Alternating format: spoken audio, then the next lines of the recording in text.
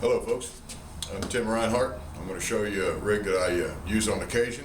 Crappie fishing, I usually deep jig 20-25 feet of water over a brush pile, and a single presentation just doesn't put enough fish in the boat sometimes when they're down there and they're active. So today I'm going to show you how I do a double rig on one of my mono rods. It's a 9-foot Wally Marshall with a spinning rod on it, 6-pound high vis mono line.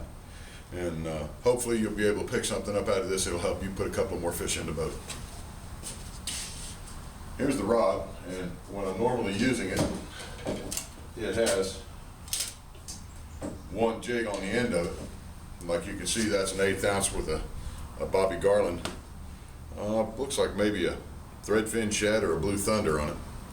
And it works fine if you're around grabby stuff and you don't want to lose everything all the time.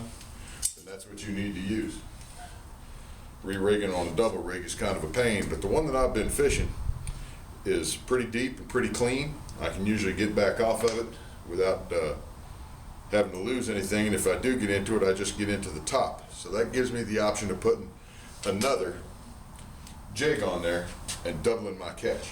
So I have a couple of options. And there's the one.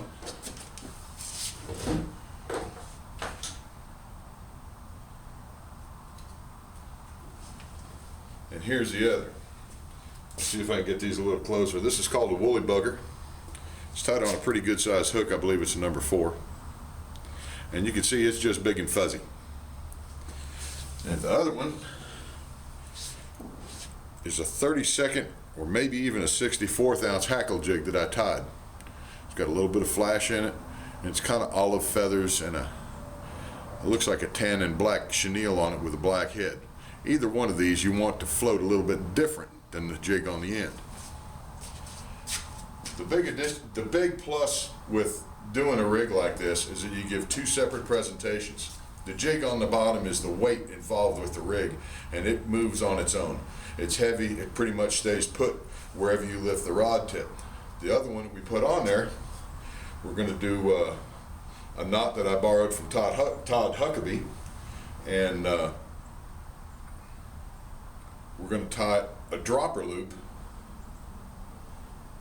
and it will float on its own. So while that other one is stationary down there, this one's going to flutter up and down, almost weightless. So you take 16, 18, 24 inches of line, and you make yourself a loop like this. Free spool helps. And we're going to wrap it 2 fingers. We're going to wrap it once, twice, 3 times around those 2 fingers, and then we're going to pass the bug through it, and then we're going to slide it down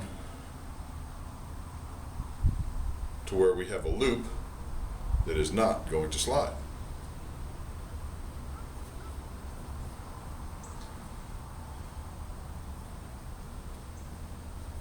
Always make sure to lubricate your monofilament. And you see how that loop is right there? Well, that thing, when that jig is bouncing up and down, this is going to do it nice and slow, just like this. Your line's going to be just like this. Now, we go back with our original jig, and we tie it to the end. Once, twice. This is a knot that I use that I haven't shown very many people. It's not a secret. It just works very well for me. I don't know the name of the knot. I call it the old man knot because I can tie it without my glasses on. But you take your jig and pass it through, grab about halfway down your tag end, go around your bait with the tail 5 times. 2, 3, 4, 5. And that loop that you pinched, pass the tail through it, take some of the slack out of it, wet it down, pull the tail tight with my teeth the way I do it, snug it up, snug it one more time,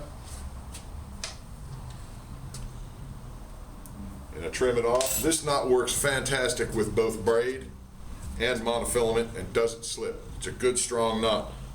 So now I have 2 presentations. I have one that's weightless, floating around like it hasn't a care in the world, and the other one is down the bottom, doing whatever I tell it to do on the end of the rod. And that's the double rig that I sometimes use. If you wanted to use the jig, the only thing you would do was substitute the jig for the woolly bugger, and you would get the same effect. The small jig being so light would act differently than the heavy jig on the bottom does, and sometimes it's just enough to what it takes to trigger that stingy fish into getting on the end of your line.